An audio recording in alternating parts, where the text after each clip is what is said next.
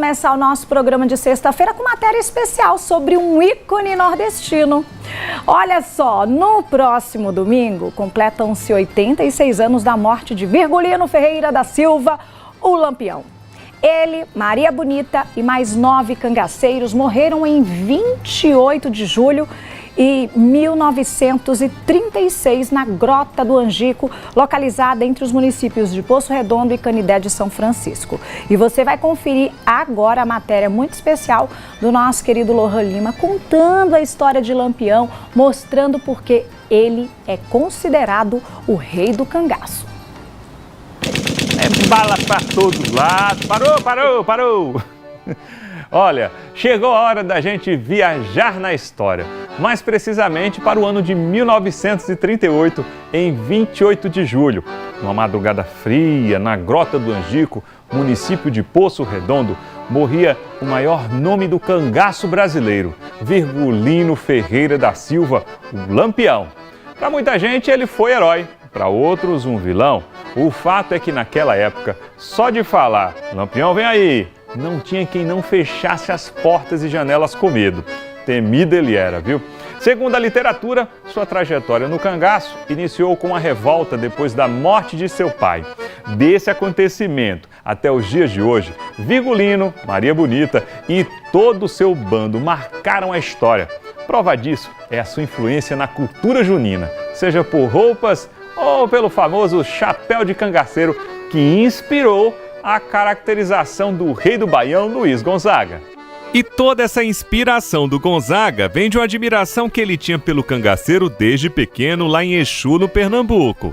Pro Lampião passar, que aliás era teu ídolo, não era? É. Isso tudo antes do exército. É, porque eu era um moleque presepeiro. Minha mãe me chamava de molequinho presepeiro, né? Porque eu inventava sempre umas coisas para fazer o povo rir, né? Terminaram dizendo que eu ia ser artista. Então, beiradeiros que éramos, morando em beira de estrada, ali passava viajante, passava muita gente estranha. E surgiu o boato que Lampião ia passar na nossa ribeira. E eu, que era moleque fã de Lampião, quando vi um retrato de Lampião num pedaço de jornal, uma coisa, ô mãe, vixe que homem bonito, ama esse homem, mãe. Dizem que ele toca sanfona. Será que toca fole? Então, tinha mania por Lampião, né? E naquele dia correu o boato que Lampião ia passar em Demanda Juazeiro. E no dia seguinte de manhã, todo mundo dando aula, aquela disposição, lombo velho doendo, minha mãe olhou assim pro tempo e disse: será que o povo já voltou? Ora, mãe, se voltou, eu estava revoltado, né? Dormia ali sob protesto. Todo mundo nessa altura, todo mundo já voltou. Só nós já estamos escondidos aqui, nesses matos. Tu tem coragem de ir lá, Luiz, para ver se o povo já voltou? Eu digo, sim, tem. Aí eu, na espera, se Lampião passasse agora, eu achava era bom, para ver o homem de perto, sentir o cheiro dele, assim. Aí, dei no pé. Quando cheguei na ribeira, já estava todo mundo. Nós éramos os únicos que ainda não havia voltado. Aí eu voltei para o rancho, triste, desolado, estudando um plano para me vingar. Aí veio aquele estalo de agora. Aí apressei o passo. Antes de chegar no rancho, corra, gente, que Lampião vem aí! Lampião vem aí, corra! E, Maria, quando eu olhei para debaixo daquele chaveiro assim, já tinha botado terra no fogo. Meu pai já estava com o sanfona velho debaixo do braço, sabia para correr para onde, né? Já tinha desarmado as redes, tudo. Aí eu, ô, gente mole, todo mundo já está em casa, nós somos os únicos que ainda estamos aqui socados nesse mato. E a minha mãe, é mesmo, meu filho? Já voltaram, já, mãe, todo mundo. Januário, seu Mané Dedé, todo mundo, seu Irineu, seu Raimundo Preto, todo pai Jacó, todo mundo voltou. Estou tudo em casa. E ela já perto de mim assim, e me abufelou. Ela era forte, né? Pegou nos 2 braços assim. Quando ela me pegou, meus irmãos, todos sabiam da intenção que ela queria me ferrar, né? Mas elas, minhas irmãs e meus irmãos, bateram em mim primeiro. Então minha mãe bateu, meus irmãos bateram, meu pai me bateu, eu levei um pau da mulher. Foi abufelado. Abufelado, então. Apanhei por causa do Lampião, nunca vi Lampião, culpei a sua cabeça e digo, agora eu sou Lampião da sanfona. Uns com medo, outros com admiração. O fato é que Lampião conseguiu, por meio de sua valentia ou generosidade, preencher um dos capítulos mais importantes da história do Nordeste. Então fica a pergunta: Lampião foi herói ou vilão? Minha mãe sempre me contava a história dele, que ele era tido como um cara assim, que ajudava muitas pessoas pobres, tirava do rico para dar ao pobre, entendeu? Fazia muita coisa, ao chegar num lugar, ele fechava uma cidade, fazia de tudo, entendeu? Fazia a justiça com as próprias mãos, que isso é errado. Enfim, é uma história muito bonita sobre ele. As histórias eram o seguinte: ele chegava numa cidade, se instalava em um sítio, pedia para fazer frango, matar porco, para ele comer com todo o seu bando. Inclusive teve uma história que teve um rapaz no bando dele que falou que a comida estava sem sal. E ele chegou para a moça, virou para a moça, mandou um rapaz ir buscar sal em uma bodega. Ao chegar, ele botou o sal na galinha e deu para o cara comer o sal. No final das contas, o cara teve que comer 1 quilo de sal. Foi uma história muito incrível. Impressionante essa história. Meu pai sempre me contava. Ele era um herói. Um herói que ficou nacionalmente conhecido, né?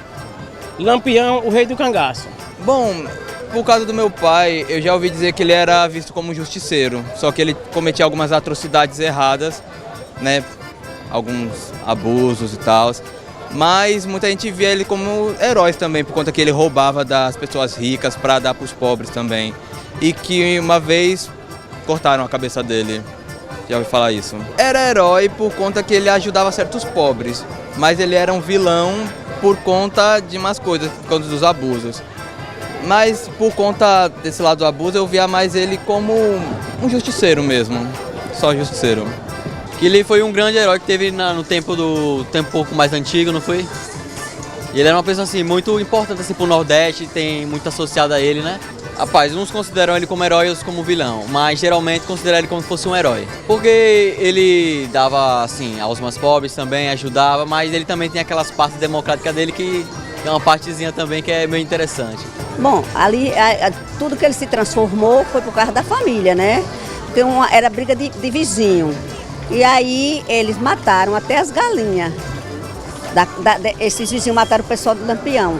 Matou os pais, todo mundo. Aí o que o Lampião fez? Se revoltou e formou um comando e começou a entrar em todo lugar e ficou doido, né? Olha, eu não posso nem assim avaliar, mas o homem é o momento. Então ele se transformou porque pisaram no pé, mataram o pai dele, mataram o pessoal e ficou doido. Eu não acho que ele seja vilão, não. Eu acho que ele é honestíssimo. Herói, sim, sem dúvida. Rapaz, ele foi herói. Na época dele foi. Ele protegia os dele, né? Ele era herói. Não, mas não é bem assim, né? Ele estrupava, ele matava as outras pessoas da vila. Ele só protegia o dele, mas ele fazia... ele... Fora do grupo dele, né? Você quer dizer? Fora do grupo dele ele não se importava com ninguém. Ele saqueava as vilas, pegava as mulheres, fazia atrocidade com os homens, roubava tudo que podia. No meio dele, né? Ele era o herói, mas fora dele, como ela tá dizendo. Pra você, então? Ele não era o herói, não. E para viajar na história de Lampião conosco, convidamos um reforço de peso, que vai explicar o porquê de Virgulino ser considerado o rei do cangaço. Virgulino Ferreira da Silva, uma figura histórica e bastante controversa que provavelmente você conhece como Lampião, o rei do cangaço. A figura de Lampião transita entre a face de um herói e a face de um vilão. Isso tudo acabou sendo construído por diversos contextos ao longo da história. Mas antes de mais nada, eu preciso que você entenda que o cangaço, ele é um fenômeno histórico-social que ocorre na história do Brasil e tem o seu auge principalmente entre as últimas décadas do século XIX e as primeiras décadas do século XX. Contudo, as suas raízes são muito mais antigas, estão ligadas ao período colonial brasileiro. Mas é justamente nesse período do final do século XIX e início do século XX que o sertão nordestino ele vai ser acometido por diversas secas, o que vai trazer um cenário de miséria, de fome, de extrema pobreza para a população do sertão. E é dentro desse cenário que diversos grupos de cangaceiros acabam surgindo, entre eles o grupo de Lampião. E uma das principais justificativas históricas que cercam a entrada de Lampião no cangaço teria sido justamente que ele teria encontrado ali, no movimento desse banditismo social, uma forma de se vingar da morte do seu pai, José Ferreira. E a partir dali, ele e os irmãos teriam ingressado no grupo de um outro cangaceiro muito conhecido na época, o famoso Senhor Pereira, com a intenção justamente de buscar essa vingança. Lampião logo teria caído nas graças do chefe do bando e teria ali se tornado seu pupilo, né? Onde, anos depois, mais especificamente no ano de 1922, com a retirada de Senhor Pereira da vida do cangaço, ele teria entregue a Lampião a chefia do bando. Sendo a partir daí, e por mais de 2 décadas, vemos então Lampião e o seu bando atuar em diversas regiões do Nordeste, indo de estados desde a Bahia, passando por Sergipe, Alagoas, Pernambuco, até mesmo chegando ao Ceará, onde nós vemos diversas histórias sendo relatadas. Histórias que iam desde o enaltecimento da figura de Lampião, que era visto por muitos dos sertanejos nordestinos como um verdadeiro herói por enfrentar as autoridades do coronelismo daquela época, inclusive relatos que foram passados de geração a geração, até mesmo por histórias em forma de cordel, e que traziam a face de um Lampião que olhava para o povo nordestino e que inclusive até mesmo fazia doações para igrejas ao longo dos seus percursos. E por outro lado, nós vemos, por exemplo, relatos, esses inclusive que chegaram a ser publicados em jornais locais da época, baseados em relatos, né, dos policiais volantes. Lembrando que a polícia volante foi uma polícia criada naquele período justamente com a intenção de perseguir e exterminar esses grupos de cangaceiros pelo interior do Nordeste, onde imputava-se a Lampião e o seu bando diversos crimes violentos, indo desde a utilização da tortura, passando por sequestros e chegando até mesmo à prática de violência sexual contra mulheres e adolescentes pelas cidades que eles passavam. Existem inclusive relatos de pais e mães que chegavam a esconder as suas filhas para que Lampião e o seu bando não chegasse a ter contato com elas. Então a gente acaba vendo a construção de uma figura muito controversa por conta desses diversos relatos. E ao longo dessa história tão controversa, que Lampião acaba conhecendo uma figura que viria a mudar não apenas a sua vida, mas também até mesmo a história do cangaço.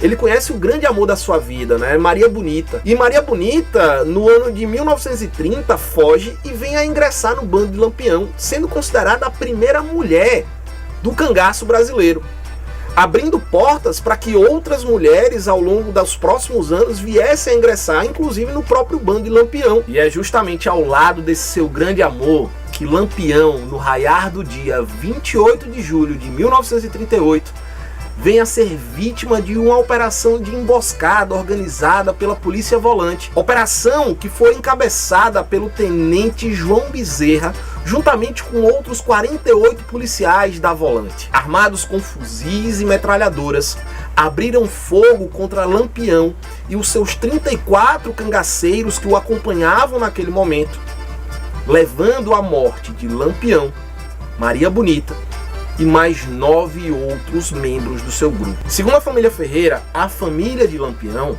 os seus restos mortais hoje repousam em um mausoléu particular da família aqui em Aracaju, cuja localização nunca foi revelada. E por fim, vale ressaltar que tanto para a historiografia quanto para nós historiadores, não existe uma ênfase de importância sobre a figura de Lampião ter sido um herói ou ter sido um vilão. De fato, o que importa para nós profissionais da história é a importância de investigar os fatos e investigar a forma como esses fatos foram construídos ao longo do processo histórico. Afinal de contas, tudo isso faz parte da construção da história da nossa nação e do nosso povo. Lampião, figura importante da nossa história, que mesmo cheio de controvérsias, continua presente na cultura da nossa gente.